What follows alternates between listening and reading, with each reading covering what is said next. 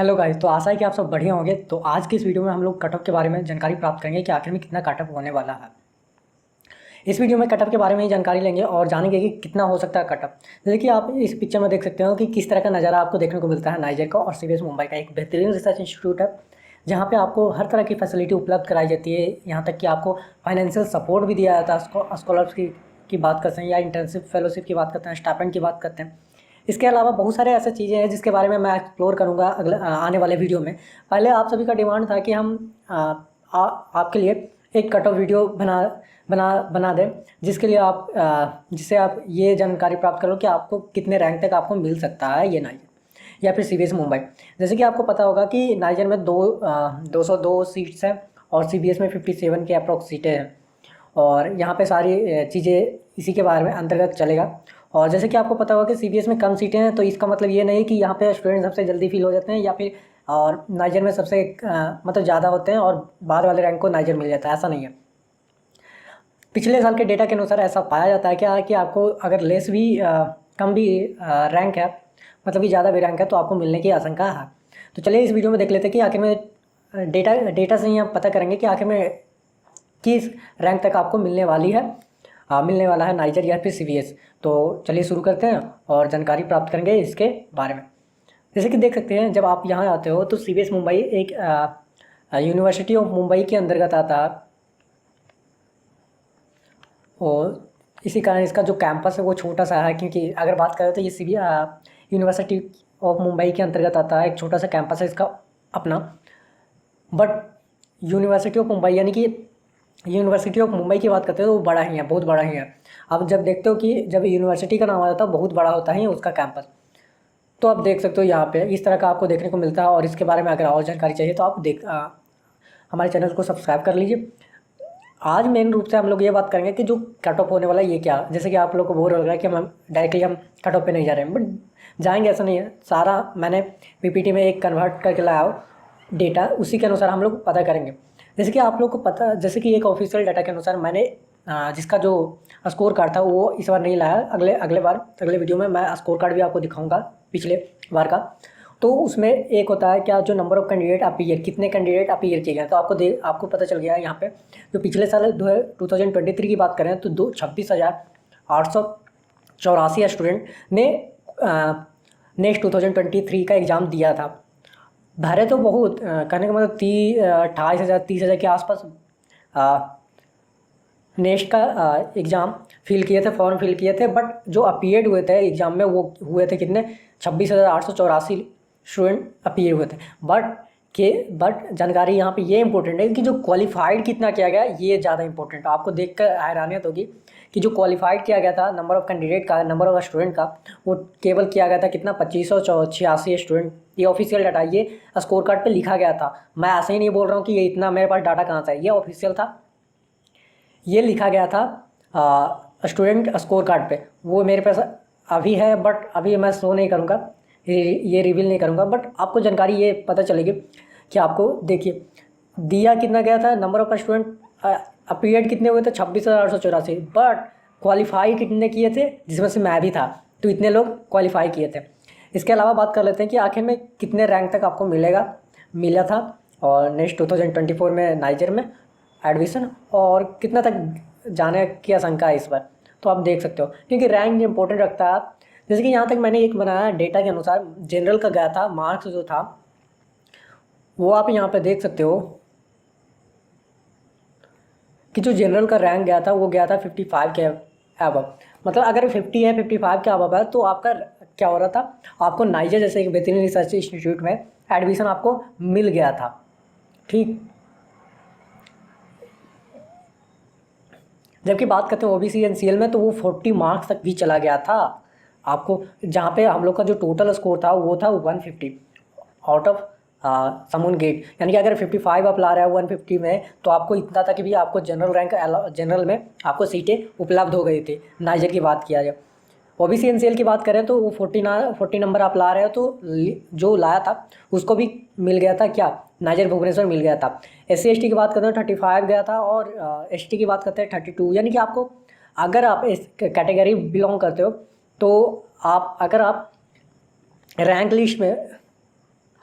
Rank list में आया था, मेरिट लिस्ट में आया था, तो ऐसा माना जाता, मतलब कि ये पूर्ण नहीं है, but most of the chances क्या आपको कॉलेज मिल ही जाती है, क्योंकि ज़्यादा स्टूडेंट क्या करते हैं, प्रेफर नहीं करते हैं नाइजर या फिर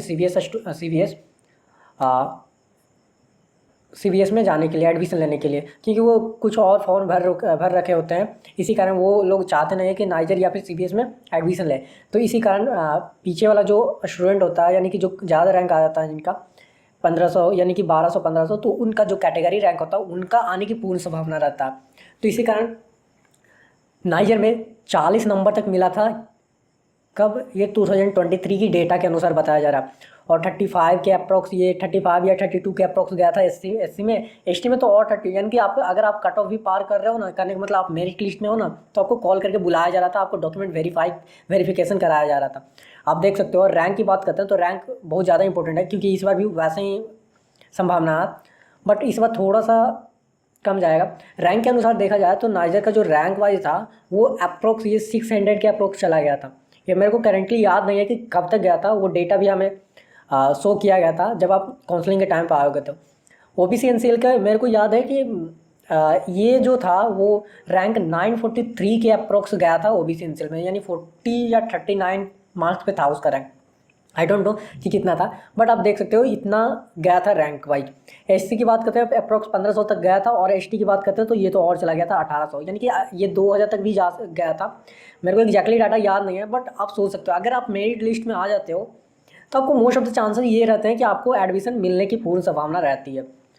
एडमिशन मिलने की पूर्ण संभावना रहती है in case of categories wise. अगर आप जनरल से बिलोंग करते हो तो आपके लिए तो मुश्किल होगा। अगर रैंक आपको इतना आ रहा है तभी आपके लिए बेनिफिट है। अगर आपको 300 के अप्रोक्स आ रहा है या फिर आपको 200 के अप्रोक्स आ रहा है रैंक, तो आपको मिलने की पूर्ण गारंटी होती है, पूर्ण संभावना होती है। इसके अलावा बात करते हैं तो सीबीएस। आपको लगता होगा कि सीबीएस में कम सीटें हैं, तो कहने का मतलब कम रैंक में मतलब कि बहुत जल्दी सीटें फिल हो जाती है, ऐसा नहीं है। इसके बारे में भी जानकारी प्राप्त करते हैं। तो देखते हैं, तो यहाँ देखते हैं, जैसे कि मैंने एक टेबल, ये सीबीएस मुंबई का ऑफिशियल डाटा है, वहाँ पे देखा जा सकता है। आप देख सकते हो यहाँ पे जो स्टूडेंट था वो 101 से, यानी बायोलॉजी में जनरल रैंक, अगर जनरल रैंक 101 है तो वो उसका मिल गया था बायोलॉजी। और जबकि बात करते हैं सीबीएस में पहले ही आपको डिपार्टमेंट अलॉट हो जाती है, बट नाइजर के केस में ऐसा नहीं है। फर्स्ट ईयर में आपको सारे कोर कोर्सेज पढ़ने पड़ते हैं। उसके बाद आपको सीजीपी के अनुसार आपको डिपार्टमेंट अलॉट होते हैं, फिजिक्स, केमिस्ट्री, बायो या फिर मैथ आप ले सकते हो। इसके अलावा देख सकते हो सेकंड नंबर पे ईडब्ल्यूएस कैटेगरी के थे, वो जनरल कैटेगरी 163 पे मिल गया था। जबकि बात करते हैं 254, 325, 340, 323, उसके बाद देखिए ये आया जनरल रैंक तक। उसके अलावा बात करते हैं तो जो एससी की बात करते हैं वो भी हम बात करेंगे। ओबीसी एनसीएल के लिए जो बायो के लिए गया था वो क्या गया था, जनरल एक 691, जबकि ओबीसी जो रैंक था वो कितना था, 147 रैंक था। ये आप देख सकते हो। जनरल के लिए भी बायो के लिए मिल गया था। ईडब्ल्यूएस अगर कैटेगरी है तो यहाँ पे ईडब्ल्यूएस कैटेगरी चलता है सीबीएस में, बट नाइजर के केस में ऐसा नहीं चलता। आप देख सकते हो यहाँ पे 56 तक आपको मिल गया था, जबकि 9 शायद नाइजर में चलता है, मैंने ध्यान नहीं दिया। बट आप देख सकते हो अगर 945 है ईडब्ल्यूएस में तो यहाँ तक आपको मिल जाएगा। कहने का मतलब अगर आपको ये जो मेन इंपॉर्टेंट बात है कि आपको मेरिट लिस्ट में आना होगा और आपको रैंक एक अच्छा मिल गया तो आपको मिलने की पूर्ण संभावना होती है। आप पीछे मत हटो। ये पता है, ये आपको ये अलॉट हुआ पता है कितने मेरिट लिस्ट, यानी first round, second round, third round, fourth round, 10th round तक। कहने का मतलब केवल इसमें सीबीएस की बात करते हैं 57 सीट्स ही हैं, बट राउंड की बात करते हैं तो 1 से लेके 10th राउंड यानी कि 10 राउंड तक गया था। जबकि नाइजर के केस में ऐसा नहीं है, वो एक राउंड ही हुआ था। उसके अलावा वो डॉक्यूमेंट वेरिफिकेशन और वगैरह वगैरह करके वो ज़्यादा से ज़्यादा वो सेकेंड राउंड तक गया था। आप सोच सकते हो नाइजर। जबकि सीबीएस मुंबई में ऐसा नहीं है, वो first round, second round, third round, fourth round, fifth round, six round, 7th round, 8th round, 9th round, then 10th round, then 11th round also गया। 11th राउंड तक भी गया था। आपको पता होगा अगर आप डेटा देखोगे 2023 का तो आपको ये भी पता चलेगा कि ये 11th राउंड तक भी गया था। तो देख सकते हो कि बायो में अगर आप बायो में इंटरेस्ट है तो आपको कहाँ तक आपको सीटें मिल सकती है। जैसे कि यहाँ पे ओबीसी एनसीएल की बात करते हैं 1236, अगर आपको जनरल रैंक भी है। ओबीसी एनसीएल की बात करते हैं 289, तो आपको ये भी मिल सकता है, ये भी मिल सकता है। एससी एसटी की बात करते हैं, देखिए यहाँ पे अगर 2019 भी है, 2019 रैंक भी आया था तो उसको मिल गया था बायोलॉजी एससी की कैटेगरी में। इसके अलावा देख सकते हो एसटी की कैटेगरी में अगर कोई हो तो, एसटी की कैटेगरी में नहीं था तो आप देख सकते हो यहाँ पे उसके अलावा देख सकते हैं केमिस्ट्री में कहाँ तक मिला था, 179 से स्टार्ट हुआ था OBCL। फिर उसके बाद कहते हैं तो जनरल कैटेगरी में 353, 435, 434, 508, 539 केमिस्ट्री में गया था जनरल रैंक 539 तक। जबकि बात करते हैं जो जो मेन रहता है वो ज़्यादातर लोग फिजिक्स लेने के लिए अप्लाई करते हैं, बट ऐसा नहीं है कि केमिस्ट्री, अगर हम बात करें मेरे अनुसार तो केमिस्ट्री में अच्छा खासा अपॉर्चुनिटी है, बहुत फिजिक्स से भी ज़्यादा अपॉर्चुनिटी है, बट पता नहीं क्यों वो लोग फिजिक्स में जाना चाहते हैं, उन लोग को इंटरेस्ट है इसी कारण। तो चलिए यही बात करते हैं, देख सकते हो तो यहाँ पे EWS में कैटेगरी में तो 711 तक भी मिला था। जबकि ओबीसी की बात करते हो तो ये देख सकते हो 693, 1118, OBC रैंक 261 है तब भी चलेगा। ST की बात करते हैं तो 2045, सर प्रीवियस डाटा में SC ना होकर ST होना चाहिए था, तभी ये गया था कितना 26 रैंक तक। मतलब कि अगर जनरल रैंक 2045 देखिए जो टोटल जो पास हुए थे अपीयर जो क्वालिफाई हुए थे वो 83 के अप्रोक्स यानी 63 के अप्रोक्स गए थे। अगर आप SC ST कैटेगरी के लिए है, अगर ST कैटेगरी है तो आपको अगर मेरिट लिस्ट में आ गया तो आपको पूर्ण संभावना है कि आपको सीटें मिल जाती है। बट इन केस ऑफ अगर आप मेरिट लिस्ट में नहीं आते तो आपको कोई, फिर उसके बाद आपको क्या आपको मिलेगा ही नहीं, कोई एडमिशन ही नहीं, काउंसलिंग प्रोसेस में आप पार्टिसिपेट ही नहीं कर पाओगे। तो आप देख सकते हो इस तरह का। हाँ, इसके अलावा बात करते हैं मैथमेटिक्स, तो मैथमेटिक्स में ज़्यादातर लोग नहीं लेने का प्रयास करते हैं। क्यों? क्योंकि उन लोगों का इंटरेस्ट नहीं होता। अगर जिनको इंटरेस्ट होता है वो जैसे देख सकते हैं 501, 559 यहाँ तक गया था, 1028 तक भी गया था मैथमेटिक्स में। जबकि बात करते हैं SC ST कैटेगरी में 36, 1090, देन 1363, देन 1422। OBC की बात करते हैं, जबकि OBC की बात करें तो 357 यहाँ तक 15 यानी कि 1468 तक गया था मैथ में। इसके अलावा 1486 SC में मैंने देख सकते हैं, ST में 2307 यानी 2307 तक गया था ST में मैथमेटिक्स के लिए। ये लास्ट होता है क्योंकि मैथमेटिक्स ज़्यादातर लोग पसंद नहीं करते हैं, जो JEE वाले स्टूडेंट हैं वही प्रेफर करते हैं, बट जो नीट वाले होंगे और अलग जो बोर्ड वाले होंगे वो मैथ को प्रेफर नहीं करते, क्योंकि यहाँ पर अगर कोर्सेज़ की बात करते हैं तो फुली थ्योरेटिकल हो जाते हैं, फिर आपको बहुत दिक्कत आती है। तो आज पहले कट ऑफ के बारे में क्लियर कर लेते हैं, उसके बाद ही जानकारी प्राप्त करेंगे। देखिए फिजिक्स के लिए ज़्यादा ही लेने की उत्सुकता रहती है स्टूडेंट को। जैसे यहाँ पे देख सकते हो 57 से स्टार्ट हो गया था, यहाँ पे 85 गया था, 145 गया था, 160 गया था। जो जनरल के लिए गया था वो 202 तक गया था फिजिक्स के लिए। जबकि बात करते हो OBC के लिए, तो OBC के लिए आप देख सकते हो 300 यानी 1278 तक गया था। बट इन केस ऑफ बात करते हैं नाइजर में, तो ये गया था क्या अप्रोक्स 1000 के अप्रोक्स गया था नाइजर में। बट CBS के केस में देख रहे हो आप जा रहा है कितना 1278 रैंक तक जा रहा है। मतलब इन केस ऑफ ऐसा नहीं है कि अगर आप CBS में एडमिशन लेना चाहते हो तो यहाँ पे ज़्यादा कंपटीशन नहीं, नाइजर में ज़्यादा competition as compare to CBS की बात करते हैं। आपको ज़्यादा रैंक मतलब कि कम ज़्यादा रैंक लानी है, कम आपको जितना अच्छा रैंक आएगा उतना बेटर रहेगा आपके लिए नाइजर चॉइस करने में। इसके अलावा देख सकते हो यहाँ तक आपको मिल गया था, यानी कि ज़्यादातर कंपटीशन होता है वो हो जाता है फिजिक्स सेक्शन में। अगर मेरे अनुसार से बात करें जो नीट का स्टूडेंट है वो अगर जिनका फिजिक्स उतना कंसेप्ट क्लियर नहीं है तो आप केमिस्ट्री में ऑब्वियसली चूज़ कर सकते हो या फिर बायो चूज़ कर सकते हो। इसके अलावा और कुछ चीज़ें हैं, आप इसके बारे में अगले वीडियो में बताएंगे। पहले इस वीडियो को लेंदी ना करते हुए अगले 2024 के डेटा का एक्सपेक्ट क्या किया जा रहा है आप देख सकते हो यहाँ पे। जैसे भी यहाँ देखोगे तो जनरल के एक्सपेक्टेड है, ये तो ऑल डिपेंड कर रहा है रैंक पे। किस पे डिपेंड कर रहा है? रैंक पे। अगर रैंक उसके अप्रोक्स आ गया तो आपको समझो कि आपको मिलने की पूर्ण संभावना है। अगर आपको नाइजर लेना है तो 600 के अगर 500 है उसके अंडर आ रहा है तो आपको काउंसलिंग प्रोसेस में आने की अनुमति मिल जाएगी। आप आ सकते हो, डॉक्यूमेंट वेरीफाई कर सकते हो और मोस्ट प्रोबेबली आपको मिल जाएगा सीटें, एडमिशन मिल जाती है। OBC NCL की बात करते हैं तो इस बार जाने वाला है कितना आप देख सकते हो 55 to 65 जा सकता है। इसके अलावा ये थोड़ा सा वैरी भी कर सकता है, ये तो 60 to 70 भी जा सकता है, it may be. But most of the case में जितना मेरे को हमें आइडिया ये जाने वाला है कितना 55 to 65 के अप्रोक्स। और SC ST की कैटेगरी में 67 के अबव आप ला रहे हो तो SC की कैटेगरी में सही है, या फिर ये 50 के अप्रोक्स भी जा सकता है। ये सारा डिपेंड कर रहा है रैंक पर डिपेंड कर रहा है। अगर आपका रैंक आ रहा है तो सही है। पहली बात तो आपको क्वालिफाई करना पड़ेगा। अगर वो आप क्वालिफाई या मेरिट रैंक मिल गया तो फिर आपको रैंक देखना पड़ेगा। अब आप वेट कर सकते हो। और 2024 का रिजल्ट ये 10th ऑफ जुलाई को आएगा। इसके अलावा देख सकते हो एसटी के लिए आप इतना एक्सपेक्ट कर सकते हो। इसके अलावा आपको ये 45 या 50 के अप्रोक्स जा सकता है, जाने की कम संभावना है, बट 45 to 47 के अप्रोक्स जाने की संभावना है। ये अप्रोक्स 70 to 80 आराम से जा सकता है। 70 to 80 करने का मतलब 70 भी हो सकता है या फिर 80 भी हो सकता है, बट मैंने मिनिमम लिया। इनकेस ऑफ मिनिमम की बात करते हैं तो इतना तक आपको मिलने की पूर्ण संभावना रहती है। पूर्ण संभावना नहीं बोल सकते, बट आप बॉर्डर लाइन पे हो। अगर आप इससे अब लाते हो 80 के अप्रोक्स लाते हो तो आपको मिलने की पूर्ण संभावना रहती है। बट ये सारा डिपेंड कर रहा है किसके रैंक पे, ये सारा डिपेंड करता है रैंक पे। अगर रैंक आपका सही है तो फिर आपका सब चीज़ सही है। तो आप देख सकते हो यहाँ पे ये सारा डिपेंड करता है रैंक पे। ऐसे एक्सपेक्ट किया जा रहा है कि जो कटअप होगा, जैसे कि मैंने पहले बताया था, जो कटअप होने वाला है जनरल के लिए वो कुछ ज़्यादा होने वाला है। पिछले बार की कटअप के अनुसार आप देख सकते हो, पिछले बार के कटअप के अनुसार 55 के अप्रोक्स गया था, 50 और 55 के अप्रोक्स गया था। बट जो मिनिमम है इस बार 65, मतलब 70 से अब लाते हो ना, या 75 से अब तो आपको मिलने की पूर्ण संभावना रहती है। आप मतलब कि आप चिल कर सकते हो, ऐसा कर सकते हो।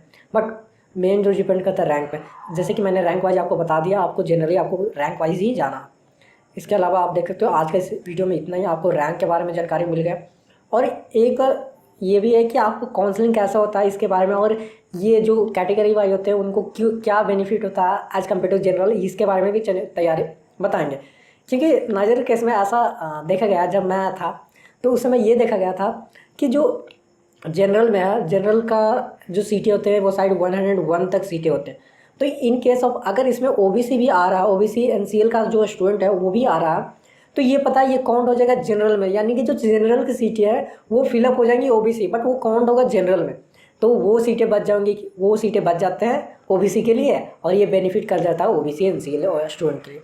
उसी प्रकार एससी एसटी के केस में भी ऐसा ही देखने को मिलता है नाइजर में, और सीबीएस में शायद सीबीएस में, बट मेरे को याद नहीं है। बट नाइजर की केस में यही होता है कि जो जनरल के लिए होती हैं सीटें वो ये होती है कि अगर आप ओबीसी एनसीएल में अंडर, यानी कि 101 एडमिशन हो रहा है उसके अंदर में आ रहे हो, तो वो जनरल कैटेगरी में आपको काउंट कर लिया जाता है। और वो जो ओबीसी एनसीएल के लिए जो 57 सीटें या 51 सीटें, जो 52 सीटें जो रिजर्व होती है, वो फिर ओबीसी एनसीएल दूसरे ओबीसी एनसीएल स्टूडेंट के लिए बच जाती है।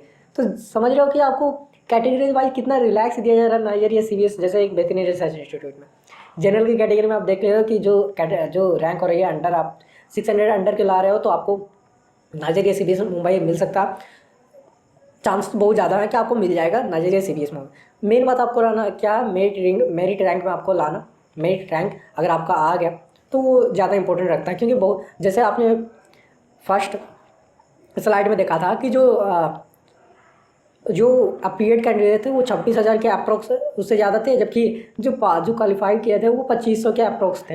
तो देख रहा, क्वालिफाई करने में बहुत ज़्यादा परेशानी होती है, मतलब कि जो मेहनत किया उसके लिए ऑब्वियसली बहुत कम है ये सब, तो आपको ये पता चल ही गया होगा। तो इसके अलावा अगर आपको तभी कोई इन्फॉर्मेशन छूट गया होगा या किसी चीज़ के बारे में जानकारी प्राप्त करनी है, तो आप हमारे टेलीग्राम से चैनल से जुड़ सकते हो, और वहाँ पे हमसे डायरेक्टली कांटेक्ट कर सकते हो। करने मतलब कॉल तो नहीं उठा सकते कॉल, बट यहाँ पे मैं एक्टिव रहता हूँ। जैसे कि जिस केस की बात करता हूँ, यहाँ पे मैं टेलीग्राम चैनल का नेम लिख देता हूँ, देख सकते हो। अगर आप ये सर्च करते हो टेलीग्राम पे, तो ये चैनल पब्लिकली अवेलेबल है, आप यहाँ पे जा सकते हो और ये कर सकते हो। और जो मोस्ट इम्पोर्टेंट है, आप कर लो सब्सक्राइब हमारे चैनल को, ताकि आने वाले जो अपडेट हो वो भी आपको आने वाले जो अपडेट है वो आपको मिलता रहे। इसके अलावा बहुत सारी चीज़ें हैं, जानकारी आपको दूंगा कि नाइजर में क्या क्या होते हैं। इसके अलावा जो भी जानकारी, जैसे काउंसलिंग को फुल काउंसलिंग सपोर्ट रहेगा मेरे तरफ से कि आखिर में मैंने काउंसलिंग कैसे कराई थी, आपको किस आधार पे करानी है और किस डॉक्यूमेंट में आपको प्रॉब्लम आएगा, वो सारी चीज़ के बारे में यहाँ पे डिस्कस करेंगे। तो आज की इस वीडियो में इतना ही, और do subscribe for more information regarding next 2024 counselling, यहाँ पे देख सकते हो नोट में। और thank for watching this video. और यहाँ आने के बाद आप इस तरह का काम करोगे, लैब में जाओगे प्रोफेसर के अंदर, और इस तरह का आपको लैब में काम करने को मौका मिलता है। तो आज के लिए इतना ही। अगले वीडियो में काउंसलिंग प्रोसेस के बारे में, डॉक्यूमेंट वेरिफिकेशन के बारे में, ईओआई ईमेल के बारे में जो जनरेट किया जाता है नाइजर या सीबीएस के जरिए आपको मिलता है, वो उसके बारे में बात करेंगे डिटेल में। तो आज के लिए इतना ही। सो धन्यवाद। तो अगले वीडियो में मिलते हैं।